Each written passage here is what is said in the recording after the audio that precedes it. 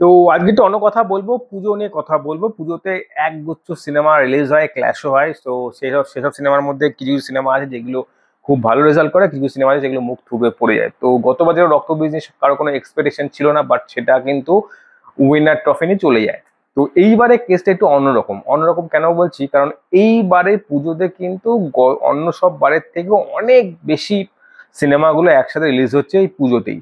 তো পুজোতে কি কি সিনেমা রিলিজ হচ্ছে এই নিয়ে আমি পরে কথা বলবো। তো আজকে কথা বলবো শ্রাবন্তী চ্যাটার্জির আপকামিং কিছু সিনেমা নিয়ে। তো আপকামিং দুটো সিনেমা তো রয়েছে, যেটা সব থেকে বেশি হাইপ ক্রিয়েট করছে, যেটা নিয়ে সব থেকে বেশি মার্কেটিং এখন হচ্ছে, সেটা দেবী চৌধুরানী। তো দেবী চৌধুরানী এইবার পুজোতে রিলিজ হবে। এবার সমস্যা হয়ে যাচ্ছে কি, রিলিজের ব্যাপারটা কখনো নায়ক নায়িকাদের হাতে থাকে না, এটা প্রোডাকশন হাউসের হাতে রয়েছে, কারণ তারাও কিছু টাকা ইনকাম করতে চায়, তারা যা ইনভেস্ট করে সেটা প্রফিট করতে চায়। কিন্তু সমস্যা অন্য জায়গাতে। সমস্যা হচ্ছে যে একই নায়ক বা নায়িকার সিনেমা যখন দুবার মানে দুটো প্রোডাকশন হাউস রিলিজ করে, তো সেখানে কাকে ছেড়ে কাকে দৌড় দেবে, এই একটা বড় চাপের বিষয় হয়ে যায়।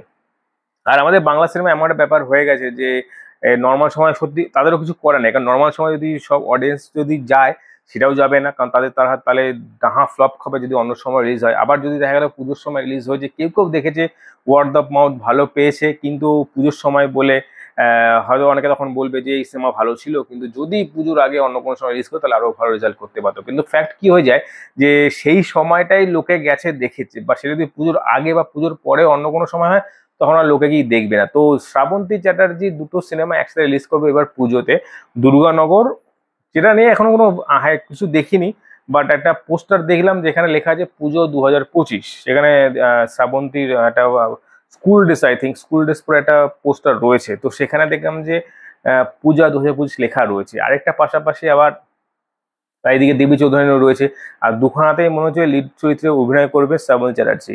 আর একটা কথা, সত্যি কথা, শুধু শ্রাবন্তী চ্যাটার্জি না, আমার মনে হয় যেটা যে আহ, আবির আবিরেরও কিন্তু দুখানা সিনেমা মেবি রিলিজ করছে এই পুজোতে। রক্তবীজ 2 আর একটা আহ, যত গন্ডগোল কলকাতায়, এই টাইপের কিছু একটা নাম রয়েছে। তো সেটা দুটোতেই আবির চ্যাটার্জি রয়েছে লিড চরিত্রে। তো এখন ভাবার বিষয় যে কি ছেড়ে কি দেখবে বাঙালি। বাঙালির কাছে অপশন এতগুলো খুলে দেওয়া হয়ে গেছে, ঘোরা আছে, পুজোর খাওয়া দাওয়া রয়েছে, প্লাস আরো হিন্দি সিনেমা রয়েছে। এবার অনেকে এবার মুখ বলি বলতে আছে যে বাংলা সিনেমা বাঁচান, বাংলা সিনেমা পাশে তারা হিন্দি সিনেমা দেখবেন, but the fact is Guru, Hindi cinema যদি ভালো হয় তো হিন্দি সিনেমা তো বাঙালি দেখবেই, এটা তো একটা বড় বিষয়। তো এখানে দাঁড়িয়ে কোন সিনেমাটা ভালো কোন সিনেমাটা খারাপ সেটা সবাইকে দেখে জাজ করতে হবে। প্লাস সব থেকে বড় মুশকিল যেটা, বাঙালি দেখুক না দেখুক সেটা পরের কথা, হল কিভাবে চুজ করবে সবাই। এতগুলো সিনেমা রিলিজ হবে, সেখানে হল কি করে চুজ করবে। শ্রাবন্তী যদি দুখানা সিনেমা, আবে যদি দুখানা সিনেমা হয়, তো একটা হলে চারটে সিনেমার টাইমিং কখন দেবে, কিভাবে দেবে, এটা একটা বড় প্রশ্ন থেকেই যাচ্ছে। আর পাশাপাশি থেকে যাচ্ছে যেটা, যে আরো তো এক্সট্রা সিনেমা রয়েছে, হয়তো হলে যদি কোনো ভালো সিনেমা রিলিজ করে সেটাও রয়েছে, যদি না করে তো আরো ভালো। আর এদিকে তো হিন্দি সিনেমা রয়েছে, তো সব দিক দিয়ে একটা গোঝামিল ব্যাপার হয়ে যাচ্ছে। তো বাকি এখন দেখার বিষয় যে কিভাবে কি মেনটেন করা যায়। তো সত্যি কথা বলতে হাইপ যেটা রয়েছে, এইবার পুজো নিয়ে রক্তবীজ 2 আর একটা সিনেমা রয়েছে যেটা নিয়ে হাইপ, আর দেবের সিনেমা রয়েছে। তো সেখানে দাঁড়িয়ে বাকি সিনেমাগুলো কি ফলাফল করবে, সেটা এটা বড় ভাবার বিষয় থেকেই যাচ্ছে, এটা সত্যি কথা। তো এই ছিল আজকের কথা।